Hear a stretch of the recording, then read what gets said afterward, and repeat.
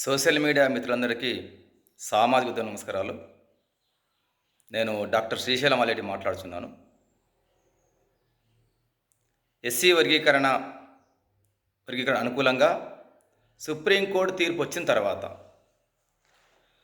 ఉమ్మడి ఆంధ్రప్రదేశ్లో తెలంగాణ రాష్ట్రంలో కొందరు వ్యక్తులు దాన్ని భరించలేక, ముఖ్యంగా ఒకరిద్దరు పర్సన్స్ చాలా ఆవేశంతోని, అక్కసుతోని పర్సనల్గా మాట్లాడుతున్నారు. గ్రామాలలో ఇవాళ మాలా మాదిగలు ఒక అన్నదమ్ముల్లాగా సామాజిక స్పృహ కలిగి సమస్య వచ్చినప్పుడు ఉమ్మడి కొట్లాడుతూ ఉన్నారు. అక్కడ ఒక రిలేషన్ ఉన్నది, వాళ్ళు ఆ పనులలో ఉన్నారు. కానీ కనీస సామాజిక అవగాహన లేకుండా, ఎక్కడ సమాజంలో జరిగే అన్యాయాలపైన, దళితులపైన దాడులపైన ఎక్కడ ఉద్యమాలు చేయకుండా ఇప్పుడిప్పుడే వచ్చిన పర్సన్ ఈ మధ్యకాలంలో నేను అంబేద్కరిస్ట్ అని చెప్పి, బౌద్ధిజం అని చెప్పి మాట్లాడుతున్న వ్యక్తి సాయిలు అతని పేరు దిగంబర కాంబ్లే. ఎంఆర్పిఎస్ నేపథ్యం మందకృష్ణ మాదిగేందు నీకు తెలుసు. నువ్వు ఎక్కడన్నా సామాజిక విషయాలలో ఉన్నావా? ఏదో బుక్కులు చదువుకొని వచ్చి రిఫరెన్స్ తీసుకొని వచ్చిన తర్వాత మాత్రం లీడర్ కాలేవు నువ్వు.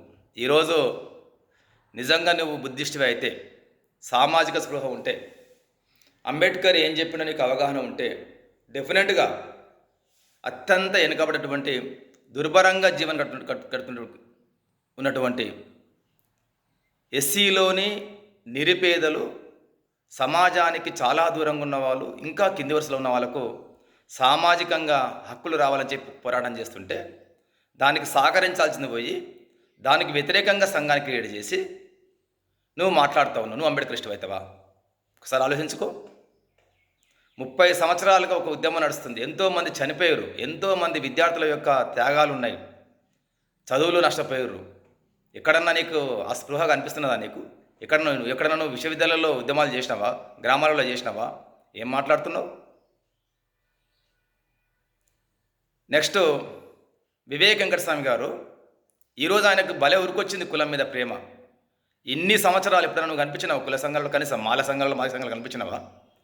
మీ నాన్నగారు సౌత్ ఇండియాలోనే ఒక ఐకాన్ లాక్కున్నాడు కాంగ్రెస్ పార్టీలో, దళితుల పక్షాన, ఎస్సీల పట్ల. మరి నీవు కాంగ్రెస్ పార్టీలో అధికారంలో ఉన్నప్పుడు పదవిలో పనిచేసినావు, తెలంగాణ ఉద్యమం పేరు మీద తెలంగాణలోకి వచ్చినావు. అక్కడ ఓడిపోయినమ్మటే మళ్ళీ నీ ఆస్తులు కూడా పెట్టుకోవడానికి, నీ ఆస్తులు రక్షించుకోవడానికి ఇలా వందల వేల కోట్లు సంపాదించుకొని ఒక ప్రెస్ నడిపించుకుంటా, ఒక ఎలక్ట్రానిక్ మీడియా నడిపించుకుంటా, ఉమ్మడిగా ఎస్సీలుంటే ఎంత బలంగా ఉంటుందో, ఒక సమస్య వచ్చింది దాన్ని పరిష్కారం చేయాలని అవగాహన లేకుండా నీ స్వార్థం కోసం ఈరోజు మళ్ళీ ఒక కులం పేరు మీద వచ్చి సంఘాన్ని నువ్వు ఎలివేషన్ చేస్తుంటావా?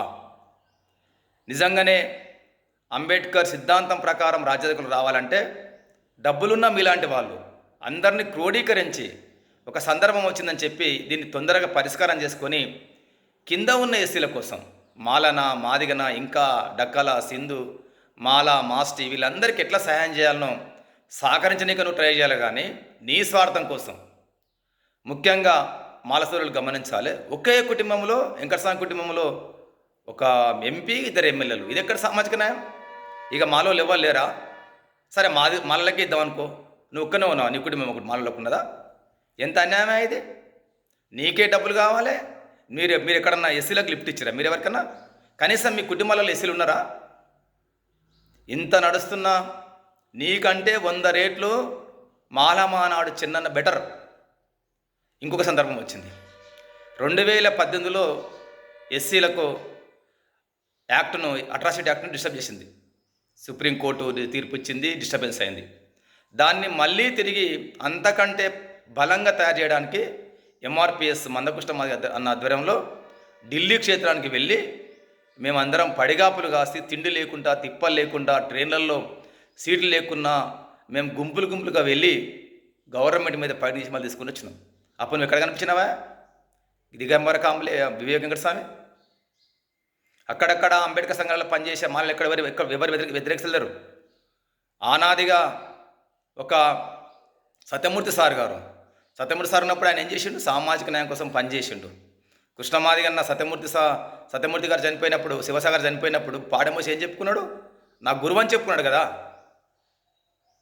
గద్దరన్న అడవిలో ఎంగేజ్లో ఉన్నప్పుడు చుట్టుముడి ఎవరున్నారో తెలియదా మీకు? గద్దరన్నకు పాట పాడుతుంటే కోరసు వెనుక ఉన్న గజ్జలు కట్టుకొని దుంకిన వాళ్ళు మిగతా నలుగురు ఎవరో తెలియదా మీకు? ఆ డోలకేంది, దయ ఎవరు, డబ్బు రమేష్ ఎవరు, పక్కల సంజీవన్ ఎవరు? సామాజిక స్పృహ కలిగి మాట్లాడాలి. మందకృష్ణ మాది కంటే అనేక సంవత్సరాలుగా చాలా నీచంగా, దుర్భరంగా, అసలు కనిపిస్తేనే గాలి దాక్కున్నటువంటి ఈ అన్ని కులాలను, చాలా దూరంగా వెళ్ళిపోయే కులాలను, అంచువేదకు గురైన కులాలను, దుర్భరంగా చూసే కులాలను, కనీసం అన్నం కూడా పెట్టలేని కులాలను ఏకం చేసి ఆ లైన్ తీసుకొని 30 సంవత్సరాలుగా ఆ కులానికి మొదటిసారిగా గౌరవంగా కృష్ణమాదిగ అని ఒక సామాజిక స్పృహం కలిగించిన వ్యక్తి, గొప్ప ఉద్యమ నేపథ్యం ఉన్న వ్యక్తి, ఆ వ్యక్తిని ఓన్ చేసుకొని మాట్లాడనీక మీకు చేతగాక ఈరోజు చిన్న విషయం దీన్ని 30 ఏళ్ళుగా నానుస్తున్నారు మీరు. గవర్నమెంట్లో సానుకూలంగా కమిషన్ వేసి ఇద్దాం, వర్గీకరణ చేద్దాం అనుకున్న ప్రతిసారి మీరు వ్యతిరేకిస్తున్నారు కదా. గ్రామాలలో ఉన్న మాలలకు ఎవరికి అన్యాయం లేదు. జనాభా ప్రాతిపాదికన ఎవరికి రావాల్సిన వాట వాళ్ళకి వస్తుంది. ఇంకా క్లేవర్ ఉంటే ఓపెన్ కట్టుకెళ్ళి వెళ్ళిపోతాం, ఇబ్బంది లేదు, దానికి సమస్యను లేదు. రాజ్యాధికారం కావాలి మనకు అనుకుంటే ఫస్ట్ ఈ సమస్యను ఒక బ్రదర్స్ లాగా పరిష్కారం చేసుకోవాలి.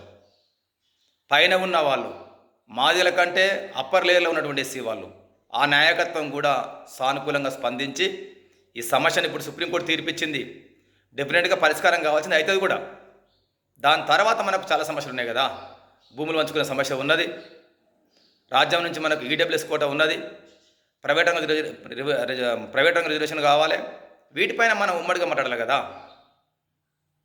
మొన్నటికి మొన్న శంకర్రావు పైన